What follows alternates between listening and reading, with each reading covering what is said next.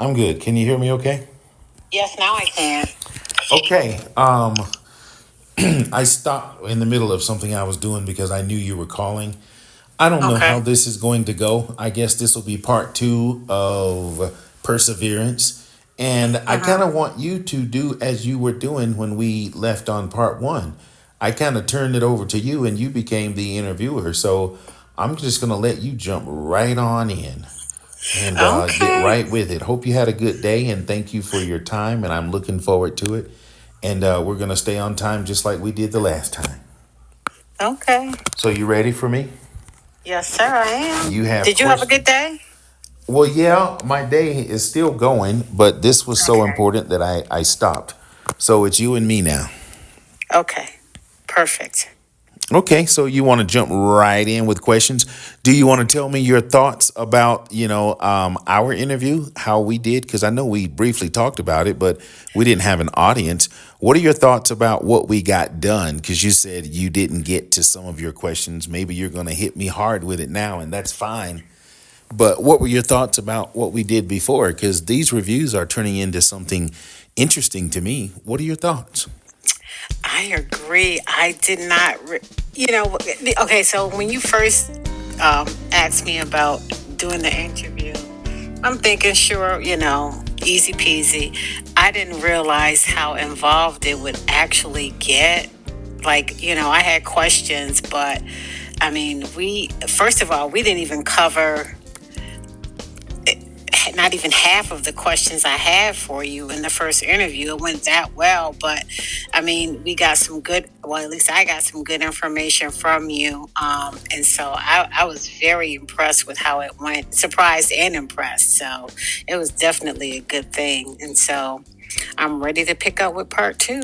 Okay, well, I'll keep that in mind when I decide I want to get long winded. I'll be short winded, considering You we don't didn't get have to to, because have.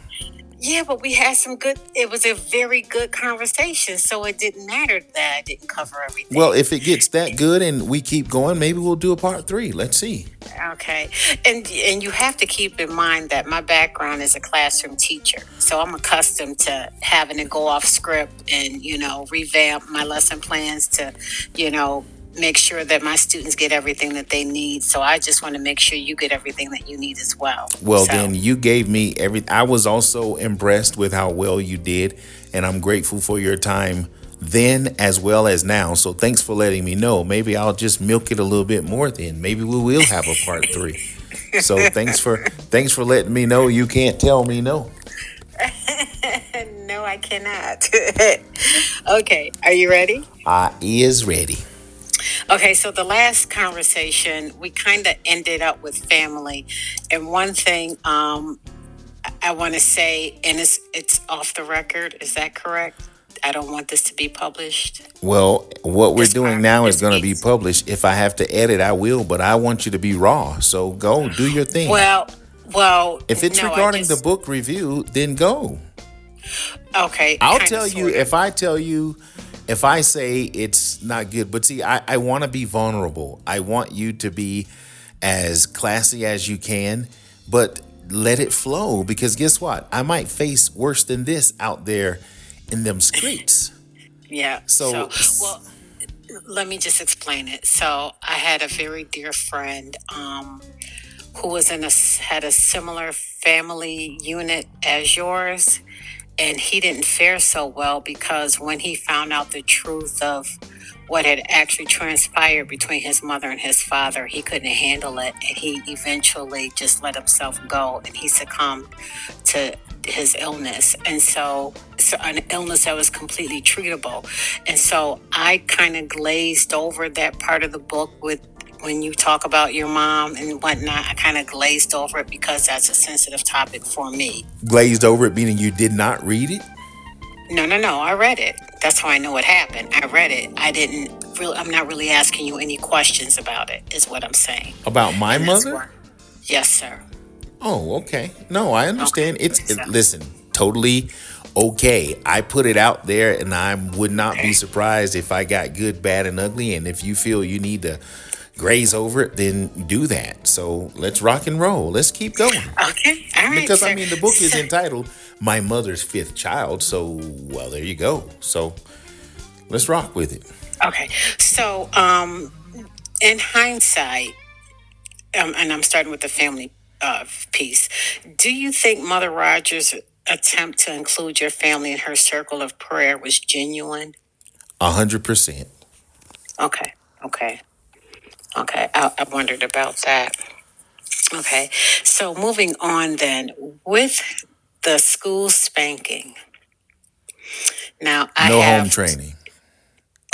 right, no home training, right. Okay. So, I know you're familiar with the term spare the rod, spoil the child. Of course I am. So how do you justify your response to the teacher and the principal based upon this perspective of sparing the rod, spoiling the child? Okay, that's an easy one. I got plenty of rods that I deserve to get. Oh, That wasn't the first, second, or the third one. Trust me, I knew when I needed to step out in the hallway and wait. I would call the names. I can remember all the teachers that did me right, that did right by me. This specific and particular day, this particular teacher was out of order. And guess okay. what? I did submit to Oh, what they said, what they did. So I don't think it helped me. I think they were just flat out inappropriate in what and how they did. And now that I know their personalities as an adult, it was a big ego thing. I stood up as a child. Maybe I was out of place, but maybe that's just who I was. I knew for certain that I had not done anything wrong. And that was not something I deserved. Are you trying to say I deserve that? no, oh, absolutely not. Are Oh you my trying God, to say no. that I mean, what are you saying? Why did you ask me that? I asked that because, well, and it's a follow up to that question, but because in some cases, No, let's especially talk back about in this your, case because I don't. There are some cases where some kids do need to get, as my cousin used to say, jerk the knot in them. I don't believe in okay. abusing no children, and I've never abused any children, not my own for sure. But some kids do need to get checked every now and then. I got So checked many times. This particular time, they were you were out of order. disrespectful. You were disrespectful, though, correct? Absolutely not.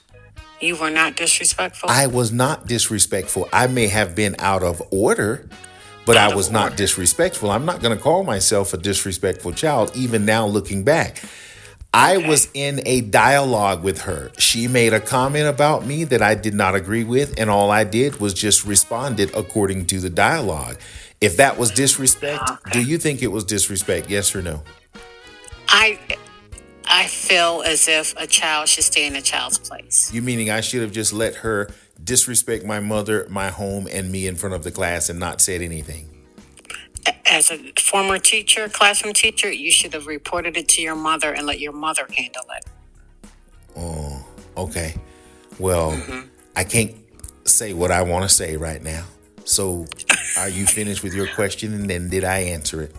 You did answer, but then the other part of that is, do you still believe that your mother, quote unquote, settled by allowing the spanking to move forward? I don't think my mother settled. I think my mother did the very best she could. I don't even Okay. think that was a part of my mother's character, the way she handled that. And here's Okay. why I say that.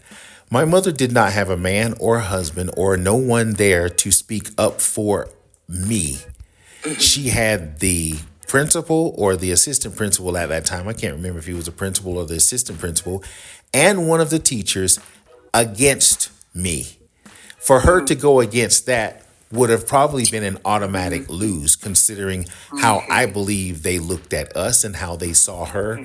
She would have then joined the crew of being disorderly and out of order.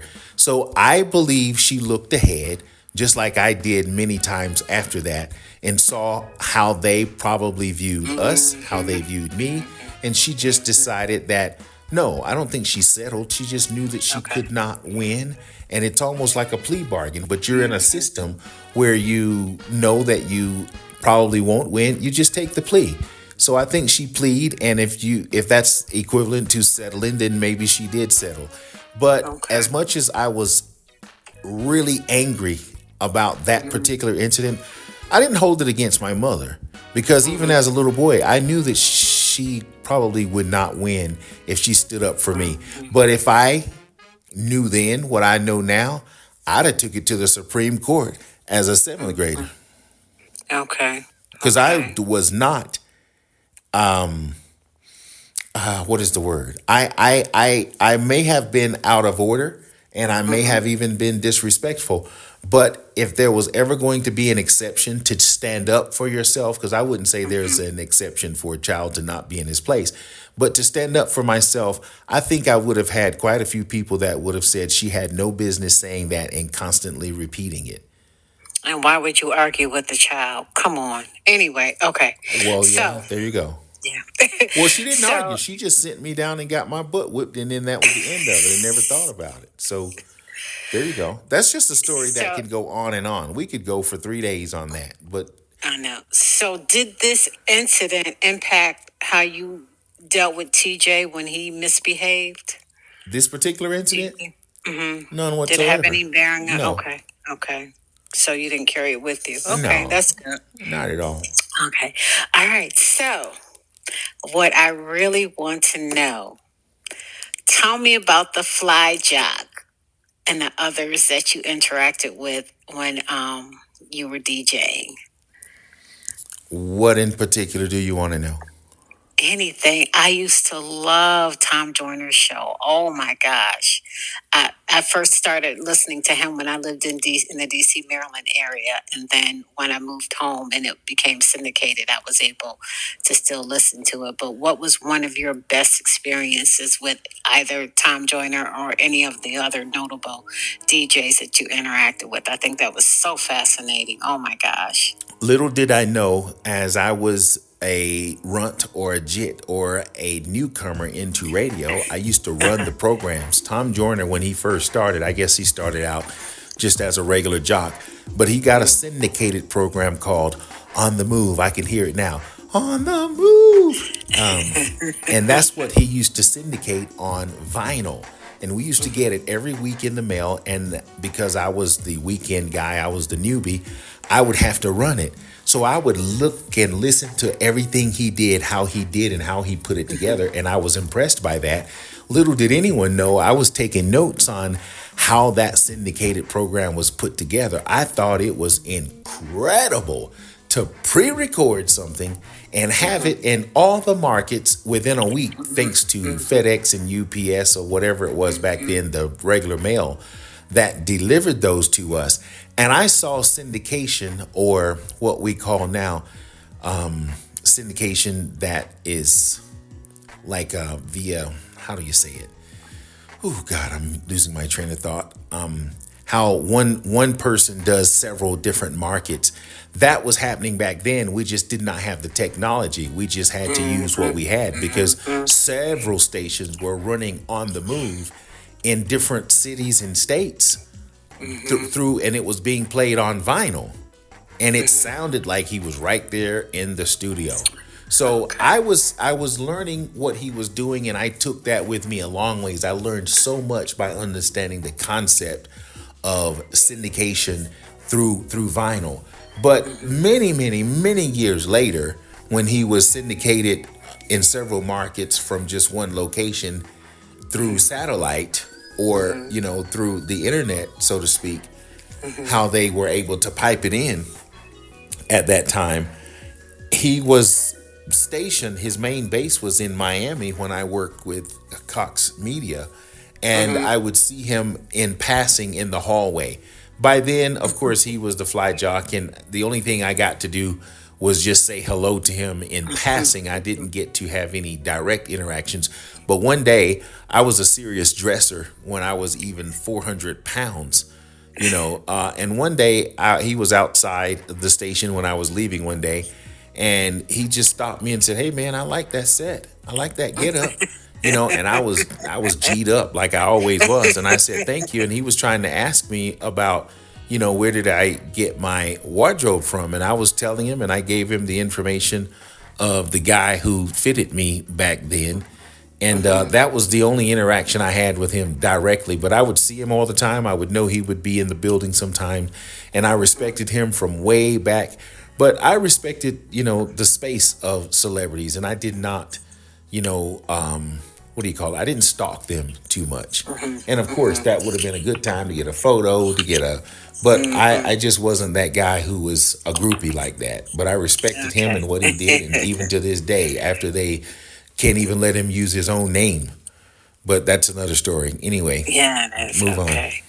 Okay. So, talk to me briefly about being homesick. You talk about while you were in Miami and your family were still in North Carolina. You were homesick. Do you think that was a result of your age, or was it just your personality? Because I That's know a you talk about separation anxiety. So tell me about that. well. When I know exactly what you're talking about. You mean when I first came, and then it just was not quite working out the way I thought. I think I had spent my dime. I was there for 9 months total, and my dime was just spent. I was kind of like, I've seen everything there is to see, I've done everything there is to do, and I could stay here and that'll be fine. And I really don't remember what happened, but I was ready to go home and it was just time to go. And when the opportunity came to go, I moved back home because I didn't see where, as I said, my wife at the time, her job had not come through, and it was an opportunity for a clean, even break. And I said, okay, I'm gonna get up out of here. I'm out. And Okay. I left, and I had no direct intentions of returning back to South Florida. I was going to do what most country folk do. They see the big city and they get a frightened, and then they go home. I had a cousin who went to college and was home the same week.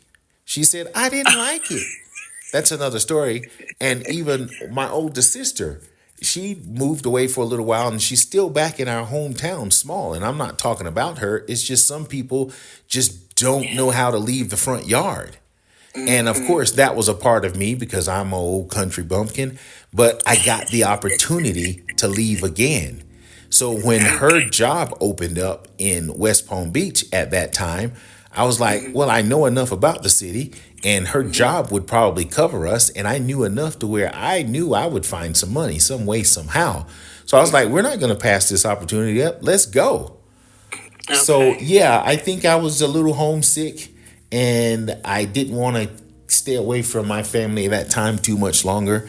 And I believed I could get my old job back. So I said, okay, well, if she gets the opportunity, we'll come back. If we don't, I'll just make the best of my situation here. So I told you Okay. too much, and I said I wasn't going to be long winded. Why don't you stop me? Help me No, out. because it's fine. So did I answer your question? Yes, sir. Okay. So yeah, Okay. I just wanted to get out of there, and I had had enough of the big city. Okay. All right. And guess Talk what? to. Even when I came back, I got man, they were I was a rehire 2 or 3 times. But Oh, anyway, go ahead. Next. that means you were a good worker, so that's awesome. Yeah, well, that's another story. But go ahead. Okay. You had to euthanize your pet. How difficult was that? It was not fun. It was very sad. It was a moment where I had to grow up very fast because we were Ooh. leaving like the next day, I think it was. And that Yeah. happened, and I had my moment. I cried, I dried the tears, I moved on, and that was just that. Of course, I did. I just had pets again that lasted over like close to 17 years. Okay. And I'm a pet lover. I love dogs in particular. And when I move to a place with a little more space, I'll get another dog again. But yes, that was painful. But Really? I did not have time to cry. I didn't have time to, Because you had moves to yeah, make. I had to keep on moving. Yeah. And that's what I'm looking at right now as well, euthanizing my pet. Oh, I I'm don't know. sorry But to hear anyway, that. I don't know. Anyway, okay. So I'm interested to find out what exactly happened with you and Lady D and these white Russians? Okay, Lady D, we promised we would take this to our grave. Not that it was Oh, anything bad. Let me just okay. say this. We definitely kept our integrity, and we've never had anything other than a co-worker and brother-sister relationship. I don't think I've even held her hand. I've never kissed her lips, and we have definitely never done anything inappropriate. If Lady D could be hearing this right now, Lady D, as she's probably smiling if she's listening to this, because we just have always had that moment. As a matter of fact, about a year ago, she stopped by my home studio and did an air check that she needed, and I hadn't seen Lady D in 6 or 7 years. She walked into my place. We picked up right where we were. We did her air check. I edited it and sent it back to her the next day, and probably hadn't heard from her since. That was a year ago. And I believe if I called her right now, she would answer me, be like, "What's up, Scott?" And we would pick up where we were. But we just went out that night. She was kind of sort of showing me the city, and we just enjoyed ourselves. And we just hung Okay. out, and it was Okay. just one of those. That was what she called. She broke me in. She christened me, and we just, that was just one of those nights where and that's just how that worked out. She's a sweet girl, and my God, I'd give her the shirt off my back if it would fit. So now, when you say what happened, nothing happened. We just probably hung out too late and probably had one too many. Too many drinks. Can you have a white Russian without thinking of her? I can't remember when the last time I had one, and that was probably the last time, because I'm not a heavy drinker. I might hold one long enough to say I'm socializing. I'm not a big drinker, and I think I've only been to that degree twice in my life. Okay. But I don't know. Maybe I'll have one now just to reminisce on that. But I've never been a big drinker. I'm still not a big drinker. I will socialize and hold one if I need to impress some folks around me. But no, it's just not. I can take it or leave it. Okay. Um, so the next thing I want to talk about is this terrible dream that you had about being on a bus going to Atlanta. You recall which dream, right? I do recall what dream, but I'm not sure what you're going to ask me about that. And that's probably why I documented it, because it Okay. was something that, I don't always remember dreams. I just know that they're connected to something. And I remember that dream being Yes. powerful in my head so much that I Yes. better write it down. So I don't have a lot of information to give you on that unless you ask me something specific and direct. Right. I do have a specific question because there is a saying that dreams are, definitely, connected to our subconscious. So do you think this specific dream has something to do with your relationship with your siblings? For the sake of answering your question, I'll say yes, but what, I don't know, because I didn't read into it that much. But I do Okay. remember that dream. Okay. I just don't remember the Okay. details or how it was connected. And I guess maybe that's something one day I'll read again and then I'll think about it. But right now, on the Okay. spur of the moment, I can't think of how, but probably so. Okay. Okay. All right. Next question. You talk about your attention to detail, and your consistency with following up with things, but you label it as being considered offensive. Why? I don't like. Why would you think that? Why would I think what exactly? That I need you being, to hold you for one know. second. Hold on, hold Oh, on. yes, Just, yes, I need yes. to talk to my grandson. Hold on. Okay, go ahead. You remember where we were? I'm gonna have to edit this, Yes, but go ahead. yes, yes. So, you had said you got the impression over the years that your attention to detail, your consistency with following up, was viewed as offensive, I guess, by whomever you were dealing with. But why? Because I don't see that as a bad thing. So why did you think it would be considered offensive? Let me try, because when I follow up, it shows up on the slackness of people that I deal with. If Oh, you're okay. supposed, if you tell me I'm gonna call you on Tuesday, and then I call you on Wednesday, and then I remind you of it, people don't like to be reminded of a shortcoming. Mm, Or if you promise something to okay. me, I expect you to do what you say you're going to do. I do it. Okay. I can Okay. promise you right now, am I perfect? No, I'm not. But anybody that knows me, they know that if I tell you Tuesday at 4:30, 4:29, I was there 15 minutes already. Mm-hmm. I'm just like that. I'm timely. I'm accurate with what it is I say and what I do, and I follow up. All of my clients. Well, I told you about this one last thing that I told you about. Every one of my clients are repeat clients, and they know when they book me. Like I just did a Mother's Day thing with a repeat client. The lady that booked me, she said when I confirm with you, I don't have to worry about it anymore. And that's Mm-hmm. the image. That's what I want to be able to relay whenever I interact with anybody. And most people are just not like that. Okay. They're just not Now I like that, get and I it. think it Okay. becomes offensive whenever I bring that attention to someone. Maybe I don't do it in a nice way, but I expect you to be accountable. If you tell me you're going to do something, and people get offended when you hold them accountable. Okay. Got it. Did I answer your question? Yes, sir, you did. Okay. Next question. Why did you decide to finally meet your father?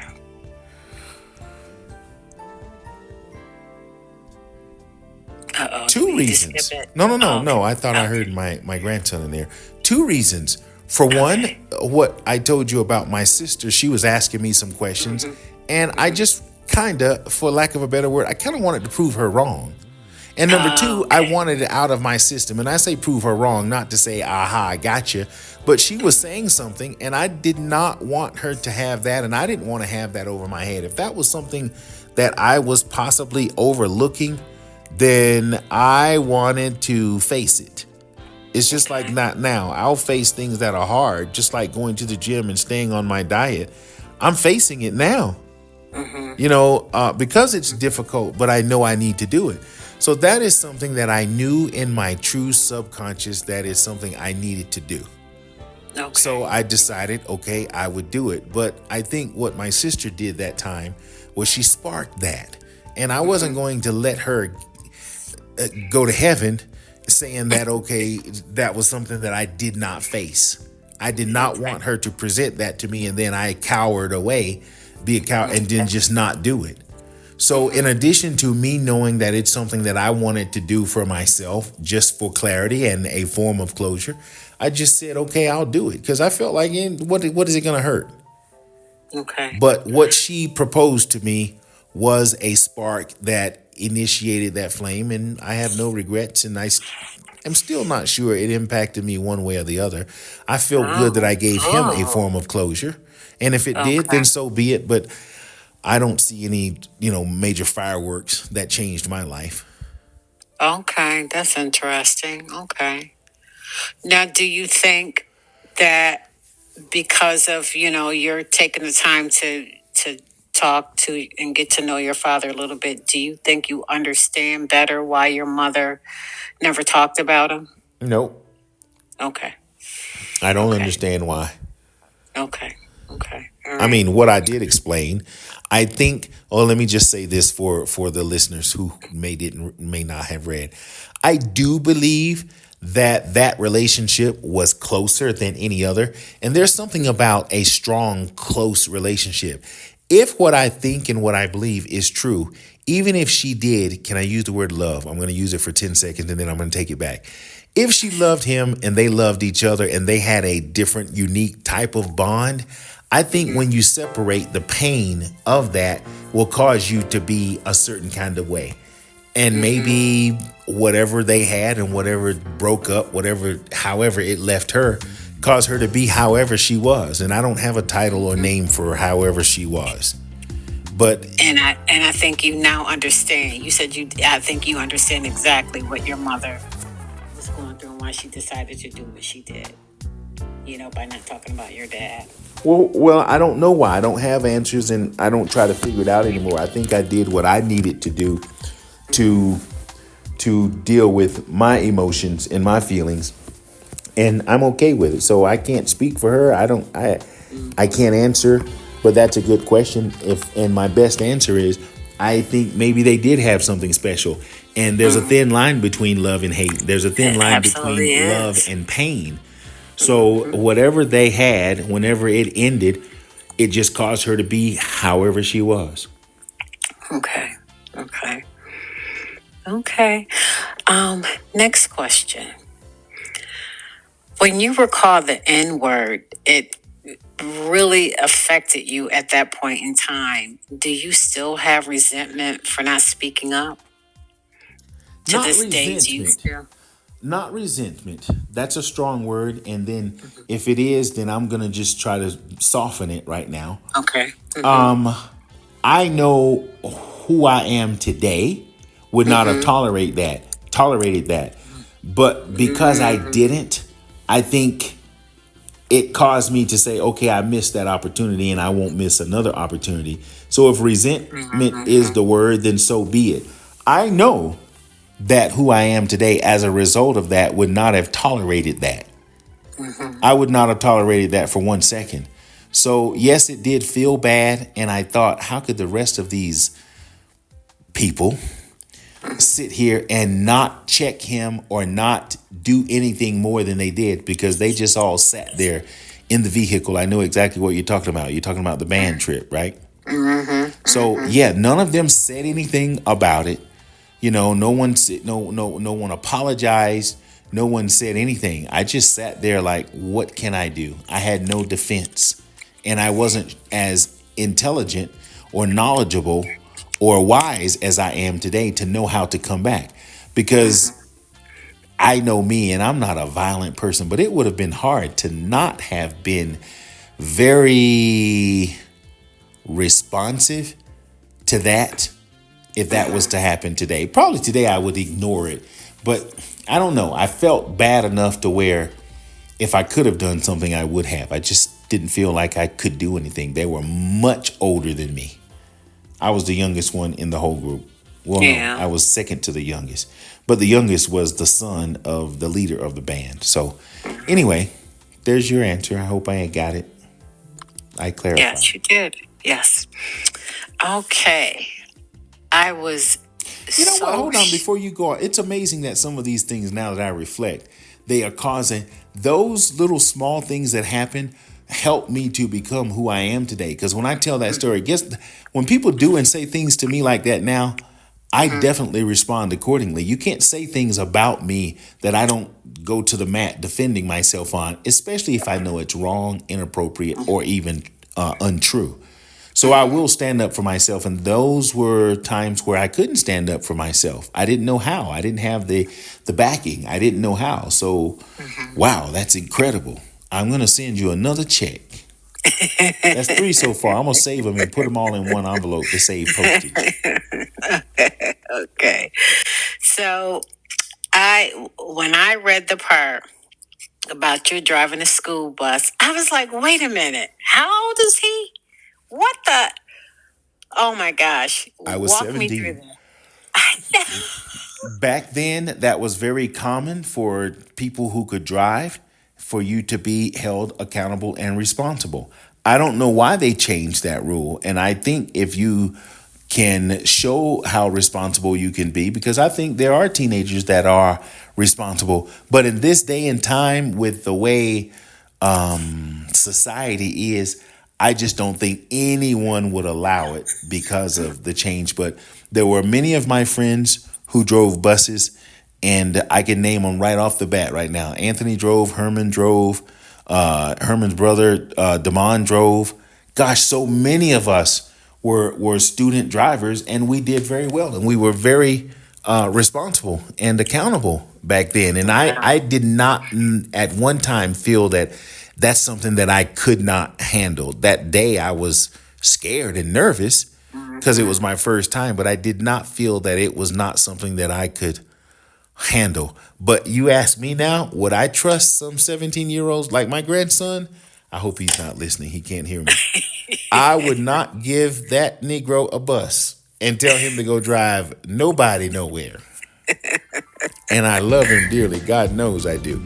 But no, I don't. The times are not the same. Different world. It's a It's different a world. different world. First of all, they would be on their phone too much to be paying attention to the road. And that's another story again. So let's move on for that. That was Okay. All right. So, during your last job as a production guy, you basically were fired. Do you now understand what you could have done differently to avoid being fired, whether or not you wanted to be done with the job or not? You know, they let you go, and it was kind of mutual, but do you understand what you could have done differently? yes, I could have played the game. I could have kept the mind of a worker, an employee, a slave. I don't want to disrespect anybody who has a job, but I never was a job minded. I believe I was gifted, skilled, and talented enough to where what I did was as important as who I was. So the only thing I think I could have done different was played down my talent and just got in line and just been a sheep, just like all of the other employees who worked.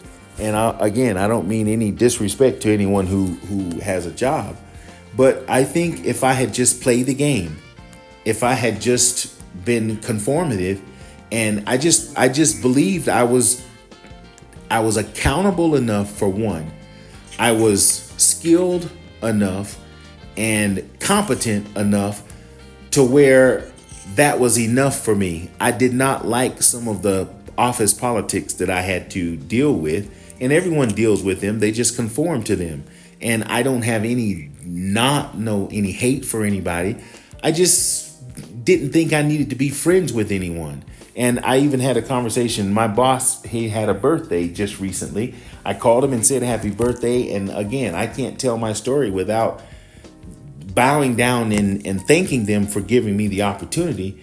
But I was just not your typical employee. I believe I was exchanging my time for the money that I was getting and my talent. And I think I was conformative and respectful to the job itself. I just did not get into the politics of being friendly or being in any cliques. And that's just my perception. Some of my former employees might tell you something totally different, and I would respect their perception. But I just think that's just where I was. Okay. Do you miss being on the radio? No. Okay. Okay. Alrighty then. So I have two questions, but they kind of go together. At one point in the book, you said that what people think of you is none of your business. Do you still believe that?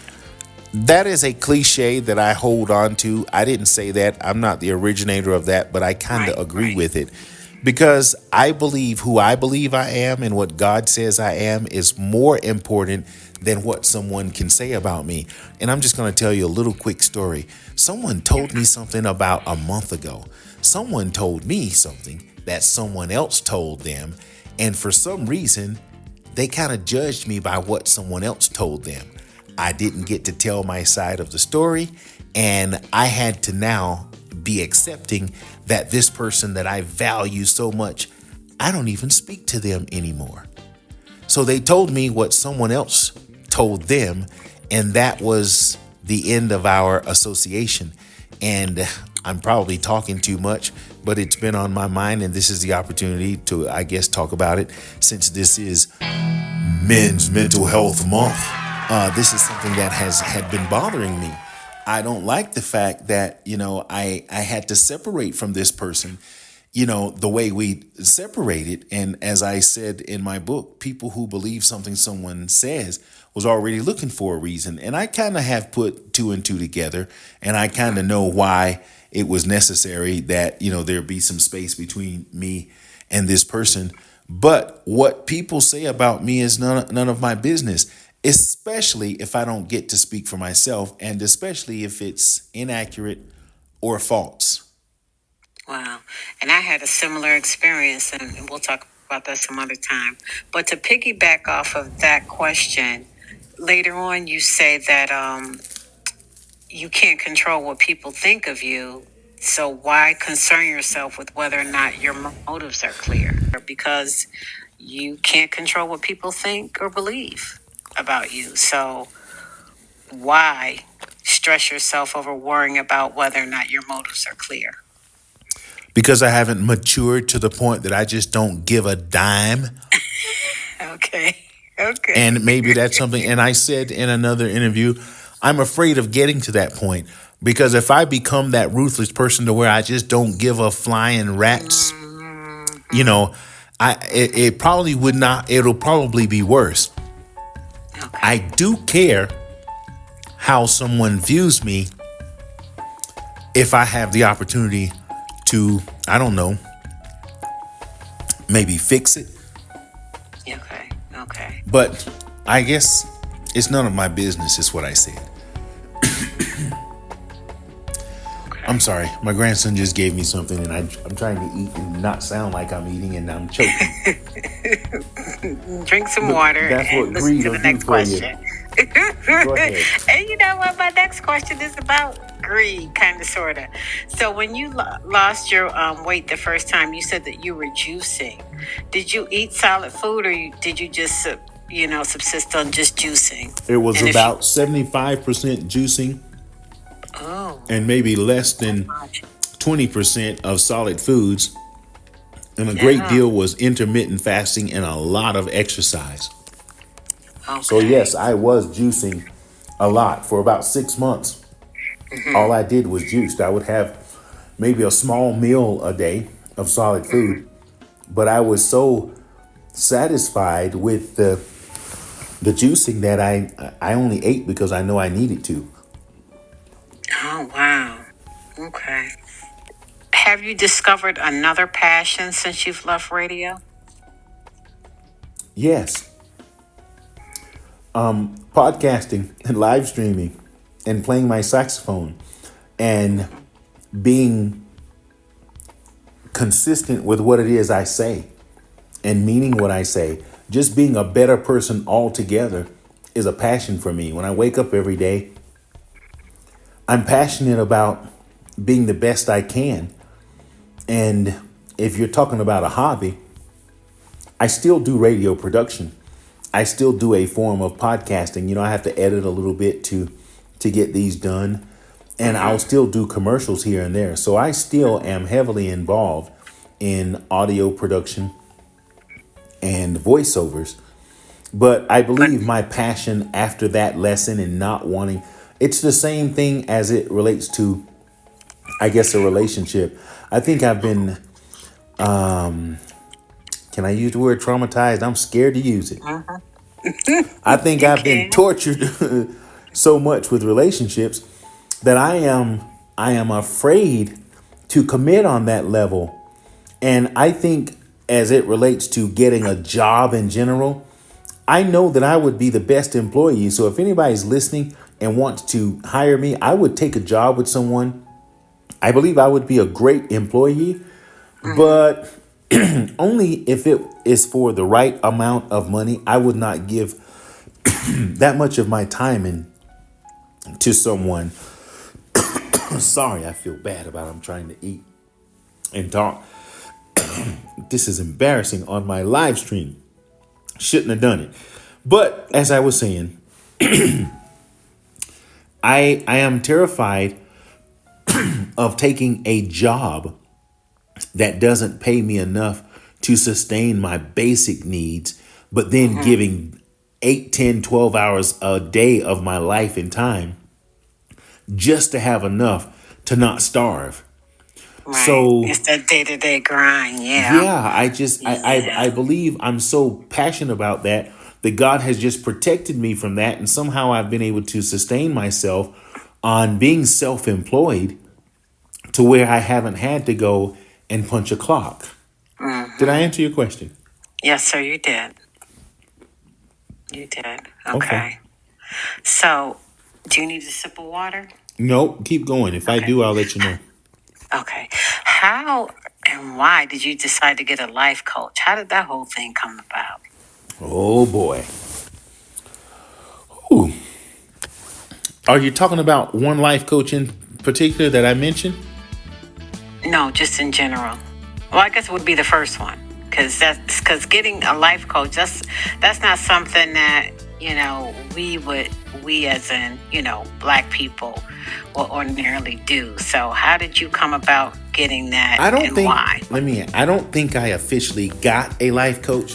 I just Mm-hmm. think that after I met my friend Keisha, I'm going to call her name. After I met her, and after her ticking me off and showing me the mirror so many different ways, I just figured that's how I would label her. Oh, okay, That got it. name, that Okay. terminology became famous and people talking about life coaches. I just gave her that as an honorary title Mm-hmm. because after meeting her, I have another friend. Her name is Lily. She was also in that position. There were two people who came into my life at a certain amount of time, a certain time rather, that helped me to see myself. And it was very difficult to accept what they were saying to me. I'll never forget what my other life coach, I'm calling her Lily for short because I don't want to say her name, but Lily is Mm-hmm. her. I'm going to send this link to her. She told me something to do one day. She told me to go and look in the mirror when I was dealing with something. She said, go and look in the mirror and look directly into your eyes, both eyes, in your pupils, and don't leave the mirror until you feel something. I didn't know what she meant, and it took me about a month of trying to figure out what she meant until I got it. And at some point in time, I started to see who I was in my heart. I started to see my soul by looking into my eyes. And I've even done that sometimes now, is usually if I have tears in my eyes, I'll resort back to that moment of when I needed to see who I was whenever I might have been losing myself. Okay. And I'll never forget that among many other things that, she told me. And my other friend Keisha, that I call my life coach, God knows I haven't spoken to her in a while. And guess why we're not speaking? Because we kind of ticked each other off. But God, I think I might even call her now just because supposedly our stars will line up and it's coming close to our birthdays. So it might be time to reach out. But I can hear her voice in my head almost every day with how nasty, mean, cruel, direct, to the point that she always has been and that she always is, that I hate. I want her to be nice to me. I want her to, as my assistant would say, give a soft place to land. But she never gave me a soft place to land. Every time I talked to her, I wanted to call her out of her name and cuss her mama and everybody else because of how she spoke to me and talked to me. She never came to relieve me and she never gave me any kind of breaks. As a matter of fact, I have a live stream that I recorded with her that I had to make private. It was just so in my face. I think I'm going to go ahead and release that now because I don't need to be embarrassed of somebody being real with who they are. And as much as I don't like her, I love her because of that. And I don't like how she sounds. I don't like how I feel most of the times. And I'm not punishing myself by taking any forms of disrespect because it's not disrespect. I respect the fact that she speaks her mind and she doesn't take my feelings or my emotions into consideration because she has told me many times I have to manage my own blankety blank feelings. I'm not going to be trying to manage yours. And somehow or another, that grew on me. And although I am not as ruthless as she is, that part of me is present. And some people just can't tolerate me too long because I'm just that guy who will not be rude or ruthless or mean, but it can come across that way if I'm specific and direct and to the point. So I don't have a life coach, but I do have someone that I respect that way who have taught me some life lessons that I just still hold on to this very day. It wasn't until I met her that I'm able to really see myself and be accountable for what it is that I create. She tells me all the time, "You created that blank. You're the one, it's your fault. Stop trying to blame somebody else." And the truth is, when I look back, anytime I ever found myself in an uncomfortable situation, I created it by something I did or how I attracted it and or how I may have responded to it. So as much as I want to say, well, this person did or said this, or look at what they did. Well, you created it. Oh God, taking responsibility is the hardest thing I've ever had to do. That's everybody has that problem. Oh my gosh. Well, I shouldn't say everybody. A lot of people don't want to accept responsibility. Well, there you go. Okay. Thank you, sir. Next question. And it may be tough. So if you want to pass, just pass. I ain't passing nothing. I'm going to be like Kobe Bryant. I'm shooting. Okay. Are Beverly's clothes still hanging in the closet? The ones from the cleaners? They're not hanging in the closet, but they are packed away in one of my storage and where I have my storage now, and they're with my elegant clothing. So I still have them. You still And have yes, them. I still have them. I don't think I'll ever part with them. I will part with them at the right time when it's someone that I mean, I will. It's just right now there's no need to. And as long as I can have room for them, I will hold on to them. Okay. Okay. All right. And your voice was low. And for my audience, while she's trying to be sexy with her voice, she asked me if Beverly's clothes were still hanging in the closet. There's a story about, a dry cleaning story where I have some of Beverly's belongings. But yes, I still do have those particular clothing. Okay. Okay. That's the dry cleaning story, y'all. Next question. In spite of your, how do I want to say, your expectations for your impromptu family reunion when you met your sister's husband-to-be and his family, in spite of the fact that you had some reservations about it, it still turned out okay, right, for you? Yes. Even though you were wrong, it still was okay? I think so. Yeah, it was okay. I have another bone with him in particular now that I'm not going into. But yes, what I thought and what I expected is something that I guess I could and should be embarrassed about. But it was another one of those things that I just wanted to share because it was an experience that I thought was book worthy. So, yeah, I got over that and I'm okay with it. And I still stand on that. Everything is still cool. I just have another bone. Maybe in my next book, I'll tell you what that bone is. Or if I get to talk to my sister, if she would ever hear this, I'll tell her what problem I have with him. Him downstairs. Okay, Birdie back. Go ahead. All right. Tell me about the pictures in the book. You have the same picture repeatedly. And I didn't, unless I missed the artist. I didn't see who the artist of that drawing was. The one with the adult holding the child's hand. Oh my God. I just never. Now, this is something that I would probably pass on, but I refuse to pass on anything. Oh, you can pass. I'm not going to. No, I'm going to answer that. Okay. I'm not going to call any names, but I'll tell the story in case it ever comes to haunt me. This will be the truth. And this is going to take a while. And we might have to try to land this plane after this. Because I'm sure if you didn't get through half before, we're still not through half. But we are at a rather decent speed with we got a lot done. We got a lot, yeah. That particular photo, when I went back to college after high school, there was a professor that would be the original life coach. Oh, my God.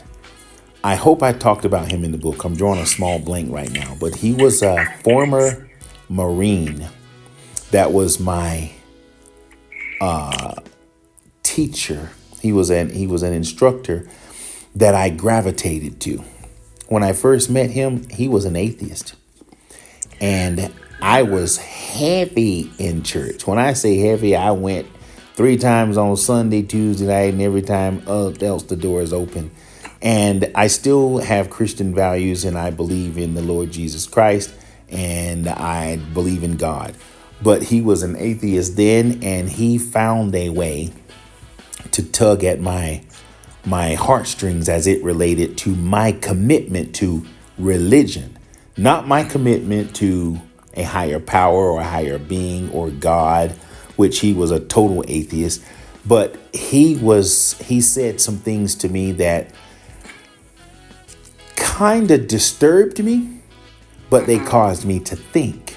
So although I didn't always like what he said, I respected him for his consistency in who he was and how he was firm in his non-belief. And although we were at opposite ends of the spectrum, where I was a total sold out firm believer and he was just the opposite, I didn't associate, my beliefs. I took the value out of what it was he was trying to teach me in addition to what he was teaching me in class.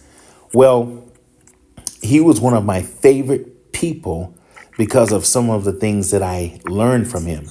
And he did a really strong favor for me that I didn't talk about in the book, or I don't recall talking about it, that just bonded me to him. He was another one of those male figures that helped me cross over, that I saw as an example. And even to this day, he had this saying about, he would cuss a lot. He said, I'm a blankety blank Marine. I don't need no blanket umbrella. And to this day, although I have an umbrella, I feel bad about carrying it because I think, although I was not a Marine, I think I have the guts of a strong man. And the idea that I'm walking in the rain with an umbrella just makes me uncomfortable. And he's the one who put that in my head, along with a whole bunch of other things, including how I now feel about religion, not my relationship. But I had to tell you all that to get to this point. After many years of not hearing from him, not seeing him, I thought about him often, but he was out of sight and out of mind. We're talking about, I graduated from this university in 2005, and I have not seen him, not once, since then, until about 2 years ago, when I decided, I don't even remember how I found his wife, but I found her to find out that he had passed away like a year before then. All what I would give to be able to sit down and talk to him again, and or for him to see the man that I became after that. We're talking 2005 up until now. And this was like 2.5 years ago when I had the encounter with his now widow. And I found out that he had transitioned. It was just devastating to me. But in us catching up and us talking about what they did for my family during that time of when I was a student at that school, I shared that I was working on a book, and I might be giving so much information now still without calling names. She was had a very strong, she was in a very high position as a professional, and she was also an artist. She could write and draw, and she could make things. And she was a sketch artist in addition to just being an artist who could just create. And when I told her about the book, I asked her if she would do me a favor. And I asked her if she would sketch the cover of my book. And she started sketching it, and she did not finish. But what she did do for me was more than enough. She was very unhappy with what she had done. And although she wanted to do it again, I believe what happened was she became overwhelmed while still mourning the passing of her husband, that our encounter was very short-lived, but it was long enough for me to get this sketch from her that was intended to be the front cover. But because it was nowhere near what she wanted to produce, that's what I wanted. I wanted the original thing that came from her. So that is an original sketch from someone, that I admire and hold in high esteem. And she never got to do it over or to finish it, but it was good enough for me and I liked it. So instead of using it for the front cover, I thought it would have so much significance to use it for, a divider. And that's what I did. And it speaks to, there's lots of things in that I won't go into right now that are significant to my mother's fifth child and my siblings and everything that's related to the actual title. I could explain everything on that actual photo that's significant to the title of this book. So that is the photo that is signature.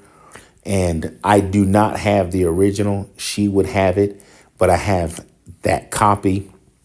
And because I asked her to do it for me, I claim that I have and own the rights to it because of that reason. And if she was to decide to get nasty and say, take it out, she would may have every right to do that. I hope not. And I hope I'm not giving anybody any fuel to try to set any kind of fires. But I am grateful. And if I did not officially thank her, because when we kind of separated, I respected the fact that she needed to focus on herself and her well-being. And I didn't bother her anymore about following up to do it over and again. And I'm okay with that. It's Okay. very sentimental to me. That particular photo is important. So I took too long. I thought you were going to tell me about That's being good. long-winded, but go on. We're going to go for 10 more minutes max. Okay. So good. And that's just perfect. That's just enough time. Just enough time. So, one question I have, you said that you felt as if being a single father negatively impacted your son's life. Why? I don't recall saying that. And if you say I said it, I guess maybe I did. And if I had to Okay. say that it negatively impacted his life, I can't think of now how it negatively impacted his life because I really don't think it did. Maybe you're misunderstanding something. But I think I'm going to get as close as I can to answering how that could even be possible. I do know that as he began to become a bigger boy, that I stopped, showing him the type of affection that I would show to a smaller boy than I would to someone who's going into preteen and even a teenager. I didn't, give him hugs and the type of kisses. It became more high fives and fist bumps instead of the affectionate kind that I think are, I guess, would That's be what, a yeah. little more sensitive. So if there was any negative impact, it would be that after he reached an age where he still needed to be nurtured, I was not able to nurture him in the sensitive way that he probably needed. So there was a gap of where he did not get the affection, the soft tone affection that I thought was due to him. And if there was anything negative about me being a single father, it would be my inability to be as feminine or have the feminine energy that he may have been deprived of for not having a mother during those times. Okay. Okay. That makes sense. Okay. Tell me, why Colombia? There are so many places in the United States and the world. Oh, I know why not the United States, but there are so many other places in the world that you could have settled on. Why Colombia? Is it just the scenery or the climate, or what was it about Colombia that drew you in? I can't answer that directly, but I can answer it indirectly. I think it was just because I got the opportunity. They say if we lived in India, we would be Hindu. If we lived in, Asia, we'd probably be Buddhist. If we're in the USA and descendants of slaves, we're probably Christian. If we were in Africa, we might be Muslim. Well, just so happened I got the opportunity to come to South America, and this is where I came. And it was just a place. It's just like this is just where I landed. And instead of continuing to search, I'm the kind of person that did the same cruise 4 years in a row on the same ship to the same destination, where I have a friend who thought I was crazy. I was satisfied with just being in a different environment, and I didn't want to complicate it by saying, it's like when you give somebody a choice, too many choices, they get it gets complicated. So I had the opportunity to come here. I thought it was far enough away from what I was, accustomed to, and I knew I needed a change, and I was familiar with it. So I thought I would come back. But if I had to go even deeper, I remember my middle sister was a debutante. She was in several balls as a teenager and pageants that she was participating in. And she was obsessed with the pageants that used to come on TV. I had three sisters and my mother was in the house. So I would catch myself watching the Miss Universe, Miss America, and, even going to one or two of the pageants that my sister was actually in. And whenever I would see Miss Columbia come through, there was something about how she looked that just caught my little mannish attention. Because I was trying to be fresh looking at the girls, especially when the swimsuit competition came in. I recall Miss Columbia having certain features that were interesting to me. And I don't think I told this story, but when I got the opportunity to come, it's like, maybe I'll see one of those over there and get, caught up in some kind of way. But I think to answer your question, that was part of the joke of, saying I was going to go deeper. But I think it was just because I got the opportunity to come here. It was close, to South Florida. I could get here in an easy 3 hours and get back home, in an easy time. And it was a country where I wanted to learn the language.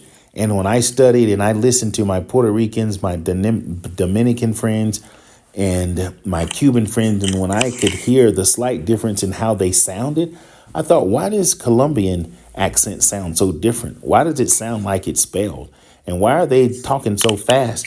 Why are these Puerto Ricans talking so fast? And when I could hear the difference, I thought, well, at least I'll get to speak the language in a more proper way. Because when you use good English, in my culture, where we're from, they say you sound like you're white. If you speak, educated, or if you speak what we would call, I guess, the English we're taught in school, the way it's spelled. But, I had to get away from the street sound, the Ebonic sound, because I just did not want to sound that way. I just chose to not sound that way.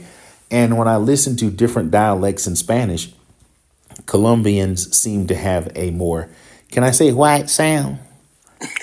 They speak the language the way it's spelled and the way it's written, and it just sounds a little more more elegant, not etiquette, elegant than some of the other dialects. And not saying anything negative about other dialects, but it's just, a more clean sound, and it's easier to understand with, me trying to listen to it. So that Okay. was long-winded again. Okay. Last one. Life choices. Best choice, worst choice. Thinking about the choices that you've made, the significant choices you've made throughout your lifetime so far. What was the best decision? What was the worst? I think I answered this before, and I'm going to try to answer it again because it's the first thing coming to mind. You're not asking anything specific in particular. Just Yeah. not believing in myself was a type of choice. It was a mental choice and an emotional state of mind. I just did not believe in myself and my ability, and I was afraid to be more outgoing and just not moving and doing things sooner or faster. I wish I had become a solo artist a little sooner. I wished I had been an entrepreneur a little sooner. I was afraid to walk away from the the job market, just saying, okay, I can do something on my own, not starting my own band sooner, maybe not making this trip sooner, because I was supposed to go somewhere and do something in 2010 when my son graduated high school. I was supposed to take off and do what I'm doing now, but it was 10 years after that I did it. I should have done what I did now 10 years ago. So I don't want to say those are mistakes or things that I did wrong, or if I could do over again, maybe life would be different. But just not believing in myself and not taking the chance that I was afraid of, allowing fear to dominate me instead of the trust and the faith I have in God and in myself. Okay. And we can cut here. I just have two suggestions as an English teacher. So you could cut here, but I always taught students when they're writing, when you use abbreviations, if they're not universally known, then you need to spell it out at least the first time you use it so that your reader will know. So you talk about the EV evolve. So I don't think that that's something that's universally known. You don't think, and I don't care. And if they don't know, it wasn't that important. And if Got it. someone Okay. cannot, if someone Google right now EV evolve, it'll come up. And I Okay. don't think I would have spelled out electro voice, Okay. because they still wouldn't have understood. What else did I? Okay. What else? And the other thing is, it's just a suggestion where you talk about what your book is about. Would that have been better in the introduction Maybe or as opposed tomato, to at the tomato. end? Okay. Okay. That's it. That's all I got for you, sir. Okay, and that's all I need. And this was a rather lengthy, and I'm glad we got to this point. And thank you again for your time. For some reason, you still did not go into any hard or soft, any sensitive areas. I skipped it on purpose. Why? Like the legal stuff,